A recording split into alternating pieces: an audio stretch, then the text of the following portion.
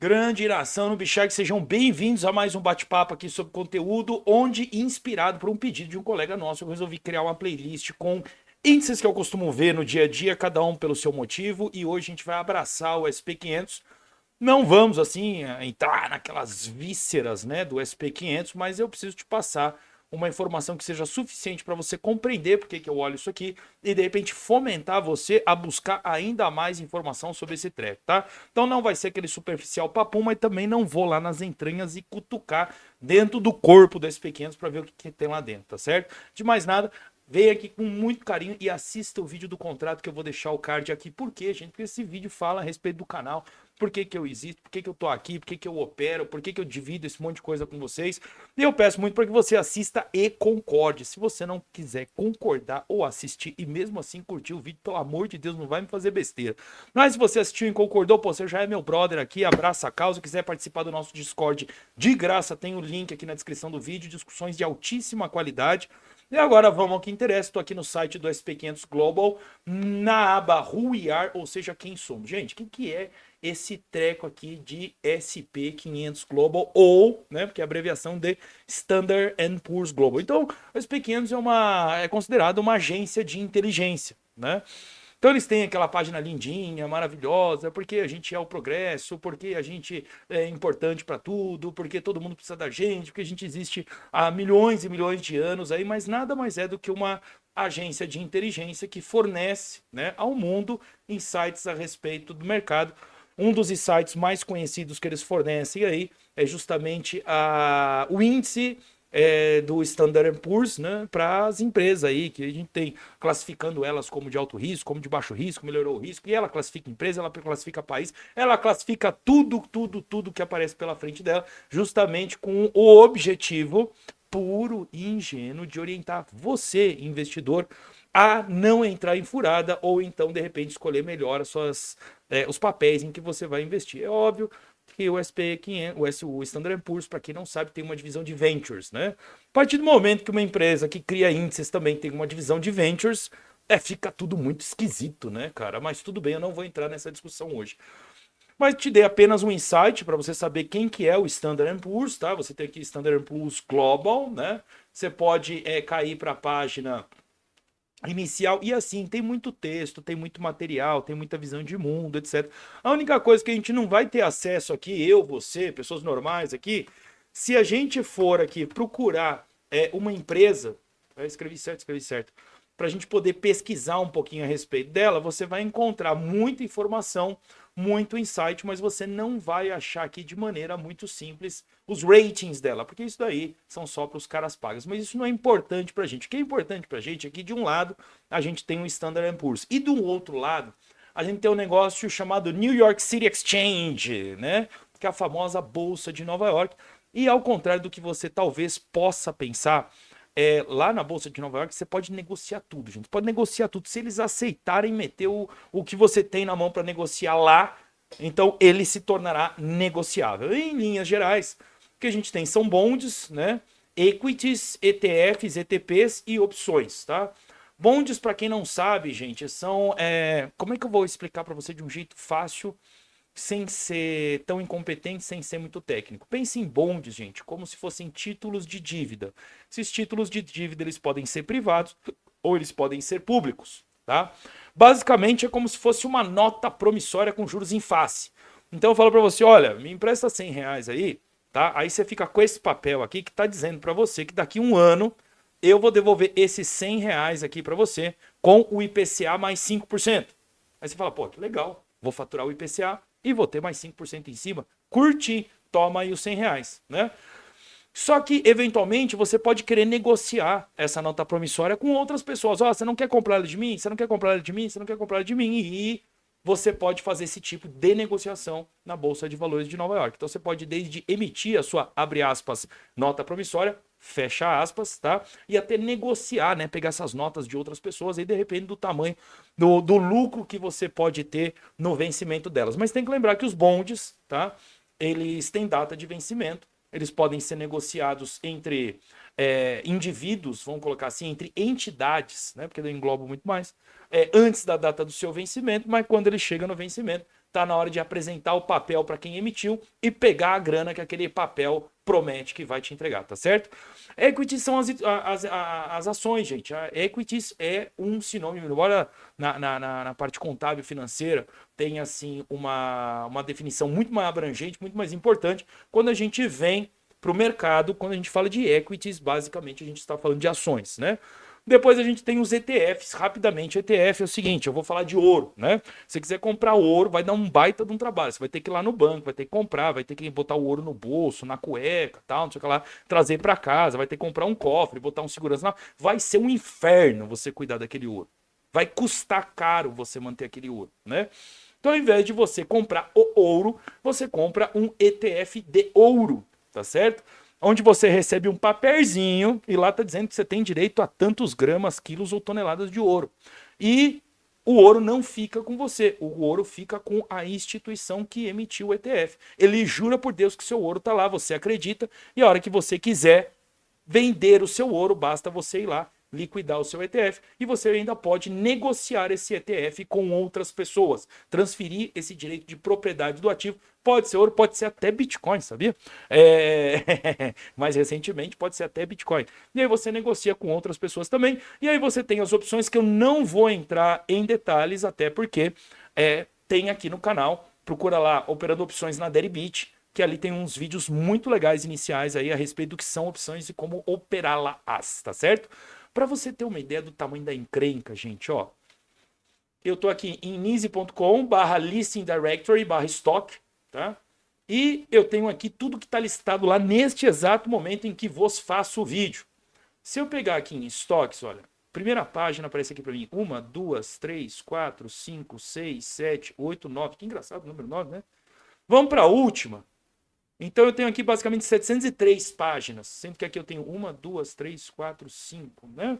Então se eu pegar 702, você não está vendo a minha calculadora, mas eu juro que eu tô, vezes 9, mais 5, aqui na minha conta deu 6.323 ações negociadas lá nesse momento. Imagina você juntar tudo isso para você criar um índice, né? Para poder avaliar como é que anda o mercado de ações. É um negócio muito complicado, tá certo? Apenas por curiosidade. Fecha esse assunto que a gente já volta nele. Vamos dar uma olhada aqui nos ETFs. Quantos ETFs será que tem aqui? Eu tenho 9 aqui também, deixa eu ver. Ó. 1, 2, 3, 4, 5, 6, 7, 8, 9. Então aqui eu tenho 348 vezes 9, 348 vezes 9. Nesse momento são 3.132 ETFs diferentes. Vamos dar uma olhada em índices, sim, você pode negociar índices também, olha só que top aqui, ó. Vou clicar aqui no leste, a gente tem 183 páginas de índices, 183 páginas de índices vezes 9, são 1.647 índices, tá? E o REIT, gente, a maneira mais fácil de traduzir ele para o seu mundo real é como se fosse os FIIs, os fundos de investimentos imobiliários, tá? Você não se torna dono do imóvel, você não se torna dono do tijolo, tá? Mas você investe em uma empresa que compra, constrói, vende, administra, etc e tal, e você passa a se tornar, abre aspas, sócio dos imóveis pertencentes a essa empresa, fecha aspas, e espera-se também que você ganhe uma parte do lucro que essa empresa fature, né? Gerindo esses imóveis e construções e etc e tal. Lembra muito o que a gente tem aqui no Brasil chamado de FII, tá? Aqui não aparece bondes, gente, tá? Para você ver bondes, você vai ter que clicar aqui. E aí, você tem como fazer aqui um download, gente, de um arquivo monstruoso. Eu nem vou mostrar ele para vocês, mas eu abri aqui. Eu tô abrindo meu Excel, você não tá vendo? Mas aqui apareceu para mim 8.183 bondes diferentes. Cara, olha o tamanho desse negócio. Eu vou até tomar uma água depois desse monte de número aí. Então esses caras aqui são monstros, gente. São monstros. E quem aparecer com uma ideia boa que eles comprarem, eles botam para listar também, porque o importante para eles, gente. A New York Exchange, Stock Exchange, o negócio deles é taxa. Por que eles querem listar tudo? Porque toda vez que você lista, compra, vende, negocia, eles ganham uma taxa. Tá certo? Então eles são uma plataforma onde muitas coisas podem ser negociadas, tá certo? e eles faturam as taxas, as famigeradas taxas. Mas, voltando ao nosso tema principal, cara, como que a gente vai lidar com esse número absurdo de mais 6.100 ações? Seria muito complicado você criar um índice em cima disso.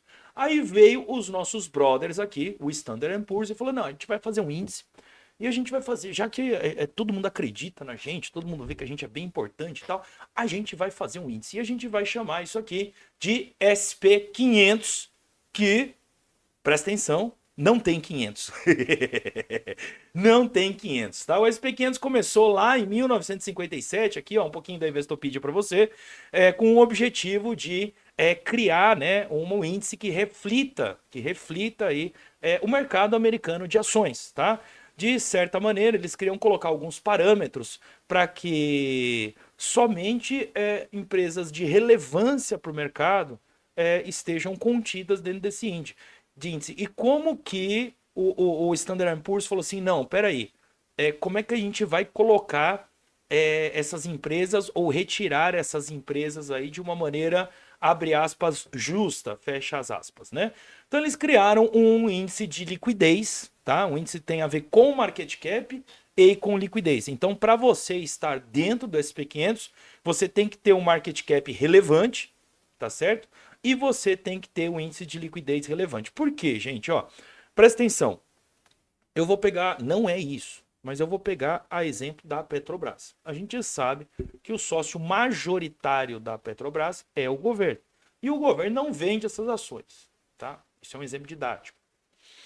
Então, não adianta você pegar uma empresa que tem ações travadas por algum motivo, tá? Ou associadas a dívidas, ou associadas a algum tipo de negociação, e considerar essas ações, abre aspas, travadas, fecha aspas, como market cap, porque ele não é um floating market cap. O que interessa para o SP500 é o floating market cap, ou seja, o quanto dessas ações elas estão disponíveis para negociação pública, tá? Inclusive, se você for se aprofundar um pouco mais, você vai ver assim, você vai ler. Eu sei que você não vai ler isso, mas eu sou um imbecil, eu leio, né? Aí eu te passo um pouquinho, tá? Então, é usado aqui um negócio de Float Adjusted Liquidity Ratio, tá? É definido como o valor em dólar, tá ok? Anual negociado, dividido pelo tal do FMC, que é o Float Adjusted Market Capitalization. Aí a gente vem aqui para dar uma roubada, né, na Day Street, para ver o que é o Float Adjusted Market Cap.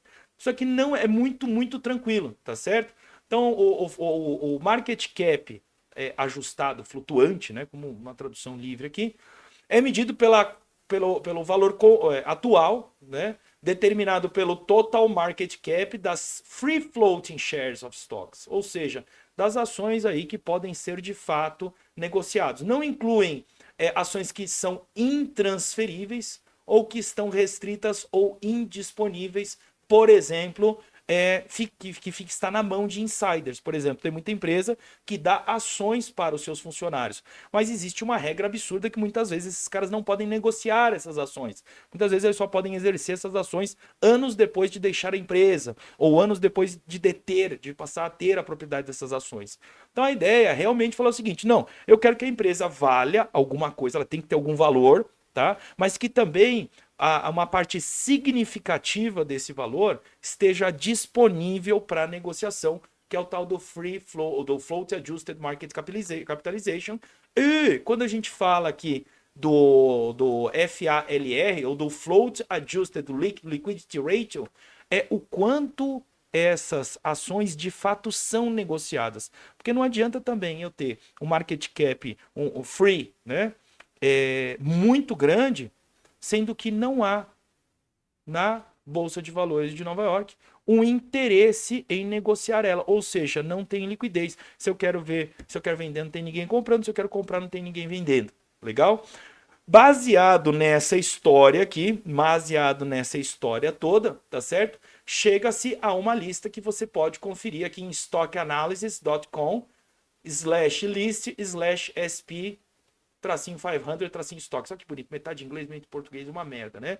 E nesse momento aqui, você tem um total market cap das empresas contidas no S&P 500 de 45,89 trilhões de dólares.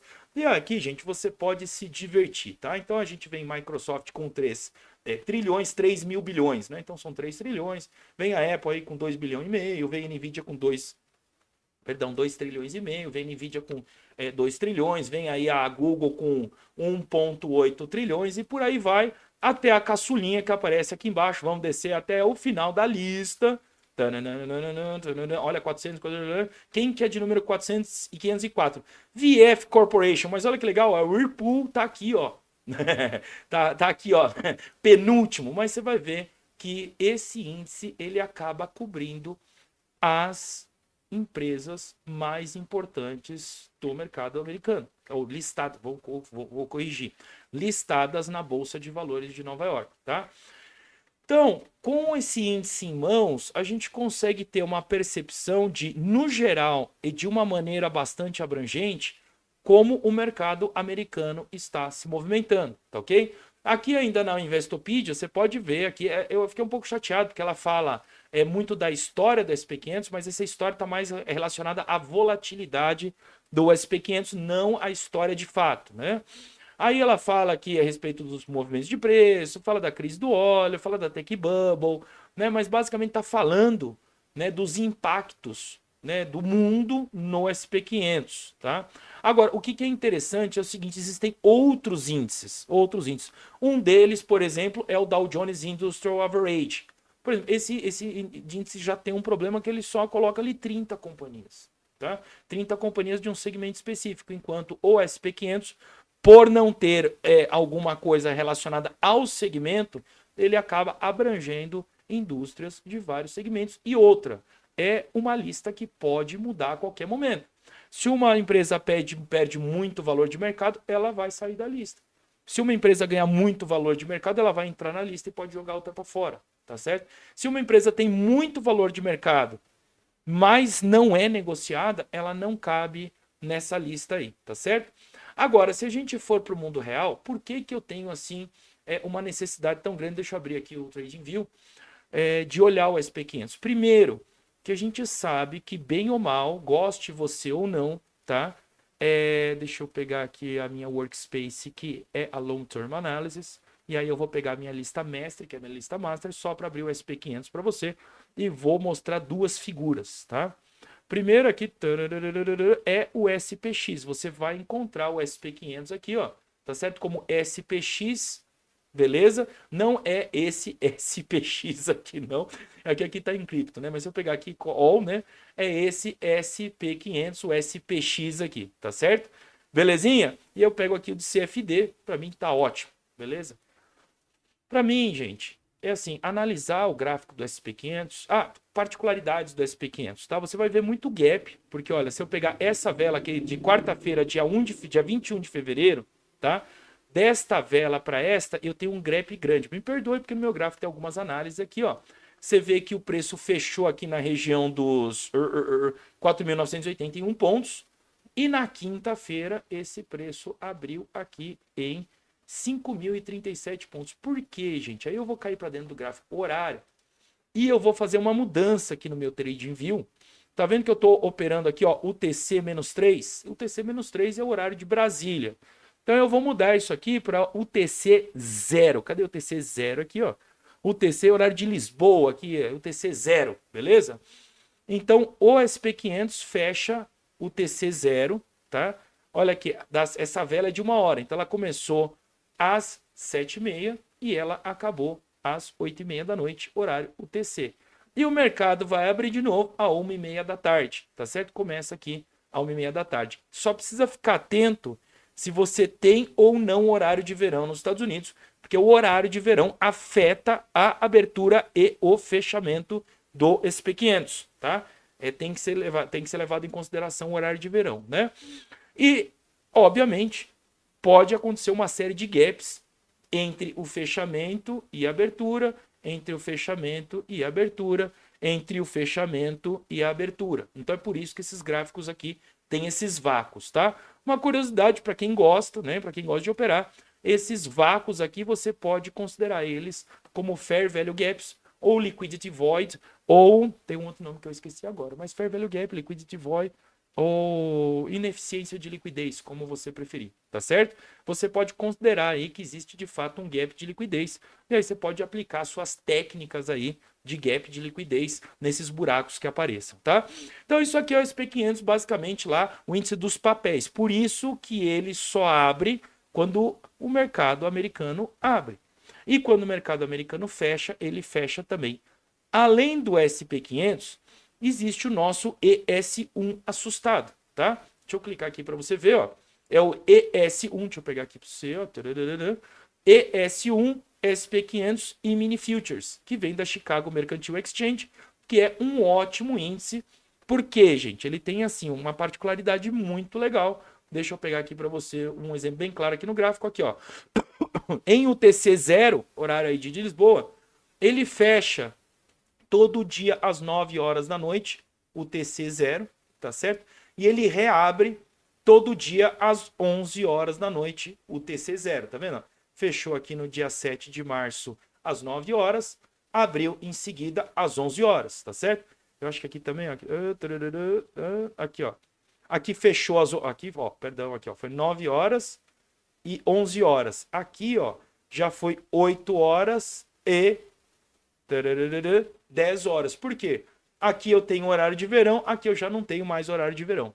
Tá certo? Belezinha ou não? Então leva em consideração só esses ajustes do horário de verão para você não se perder. Mas a verdade é que ele fecha todo dia à noite, dia útil, tá ok? E reabre pouco tempo depois. Mas também ele fecha na sexta-feira. Quer ver? Vamos ver se a gente encontra aqui uma sexta-feira. Friday, meio-dia. Aqui, ó.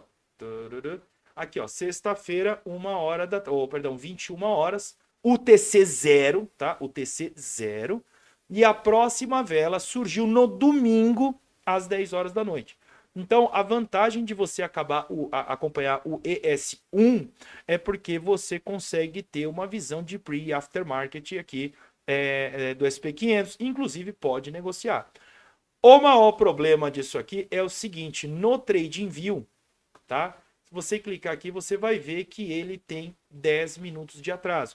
Então é um excelente índice para você olhar fora do horário tradicional do mercado americano, mas não é um índice bom para você operar, tá certo? Não é um índice bom para você operar aqui no TradingView, a não ser que você compre aí o pacote que te dá essa informação 100% online, tá? Voltando ao SP500, uma coisa muito legal que a gente tem que ficar muito de olho aqui, e eu acho que agora a gente não vai ter, deixa eu pegar aqui minha outra lista aqui. Gente, ó, não liga não, tá? Porque aqui o negócio é visceral mesmo, tá? Aqui eu vou desenrolando aqui e vou abrindo sem fazer corte. Você que já conhece o canal já sabe, né, gente? Deixa eu ver aqui se a gente já tem isso aqui. Cadê? Não, mas nessa lista que eu quero, a minha lista de trabalho. Daily Work. Deixa eu ver se já temos nessa hora da manhã o que eu estou querendo. E ainda não. Porque é uma outra coisa legal de você acompanhar. Eu estava pegando alguma ação, mas eu também gosto de ver no SP500. Você também tem o pre-market, né? Então, antes do SP500 oficial abrir, você já tem aqui uma expectativa de como ele pode abrir por causa das negociações pre-market que estão acontecendo nas ações, tá? Gente, tudo isso para falar o seguinte, por que eu olho isso? Não liga não, isso aqui é uma operação que eu desenhei, não sei se ela vai dar boa. E depois, quem estiver vindo do futuro, comenta depois no gráfico para saber se essa operação deu certo. Pessoal, o SP500 de certa forma, ele vive muitas vezes em confluência com o mercado de cripto, muitas vezes ele fica totalmente divergente. Então, se você conseguir sacar como as criptos estão naquele momento em relação ao SP500, você pode antecipar eventualmente alguns movimentos nas criptomoedas por conta da fraqueza ou da fortaleza do SP500. Então, esse é um motivo, tá? Um outro grande motivo é o seguinte: SP500 muito forte chama dólares. Se ele chama dólares, né, as pessoas podem se interessar demais em comprar dólares para vir negociar na Bolsa de Valores de Nova York. E isso pode fazer com que o índice do dólar suba. E o contrário também é verdadeiro. Então ele tem um certo impacto também no índice do dólar, embora a gente vai falar de outros fatores que acabam influenciando mais o índice do dólar, tá? E por último, gente, E talvez o mais importante é que isso aqui pode mexer com a nossa vida de verdade, tá? Embora o Brasil, e eu vou falar de Brasil, tem uma economia muito forte, tem um certo grau de independência, etc. Ele tem muito comércio com os Estados Unidos. Então, mercado americano forte, né? Provavelmente a nossa vida no Brasil não ficará tão difícil, porque nós temos para quem vender, né? Nós temos aí cliente comprando, comprando, comprando. Quando a coisa começa a ficar um pouco feia nos Estados Unidos, então o nosso dia a dia aqui no Brasil pode eventualmente dar uma enroscada. Então eu olho o SP500 não só por conta da operação do trade em si, mas também para tentar entender eventualmente quais podem ser aí os riscos para a economia brasileira que pode interferir diretamente no custo de vida meu, da minha família e por que não o seu e da sua família também. Então eu não consigo começar o meu dia sem olhar para o SP500. Fortaleza no SP500 sugere aí uma fortaleza geral de mercado, incluindo as criptos, e sugere também que a vida aqui no Brasil deva continuar não tão ruim. Quando esse treco resolve desabar e corrigir muito forte, a gente pode sentir um impacto não só no mercado de criptomoedas, mas também no nosso dia a dia aqui, na hora de comprar um pãozinho, na hora de conseguir um emprego, na hora de precisar de um empréstimo, na hora de quitar uma dívida, na hora de levar a nossa vidinha aqui, tá certo? Pessoal, fechado o primeiro do vídeo dessa série aqui, né? Se você tiver sugestão de outros, pode comentar aí. E se por algum acaso você achou que esse vídeo pode te ajudar aí de alguma maneira, poxa, deixa o teu like, deixa o comentário, inscreva-se aí no canal, não só para pegar este vídeo, mas para pegar os próximos também, tá certo? Uma dica importante, se você tem vontade de operar o SP500, existem algumas corretoras que você pode operar sim. Só que o SP500 eu opero em apenas uma corretora, tá? Em apenas uma corretora. Deixa eu ver que conta que é essa aqui. Ah, essa é a minha conta de teste. E na BingX, você tem aqui em derivativos Standard Futures, tá certo?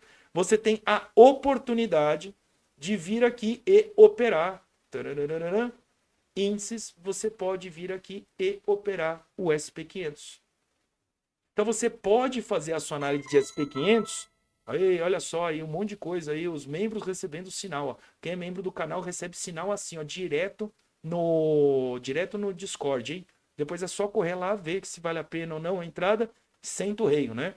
A BingX aqui, gente, olha, você pode abrir long, você pode abrir short, você pode alavancar até 200 vezes e você pode montar operações a partir de $2. Se você tem vontade de operar esse SP500 e não quer ir para essas corretoras, Rantec, XM, Toro, essas coisas todas que acaba comendo uma taxa, comendo imposto, obrigando uma alta alavancagem, judiando de você, cara, você pode operar SP500 aqui na BingX com o SDTs. Alavancagem livre para cada entrada, tá? Margem isolada ou margem cross, tá certo? E long e short independentes para você. Deita e rola. Tem um linkzinho aqui na descrição do vídeo que dá 20% de desconto nas taxas, caso você queira fazer com o nosso link. Mas se você não quiser fazer com o meu link, não tem problema, sabe? Porque eu não ganho nada, porque tudo que eu ia ganhar eu reverti em desconto para você. Então, você quer ter desconto, faz com o link, ou você não quer ter o desconto, faz aí com o teu vendedor de curso favorito. Pessoal, forte abraço para vocês, aguardo sugestões, torço muito para o seu like, torço muito para o seu comentário. Se segura que vem mais. Fui!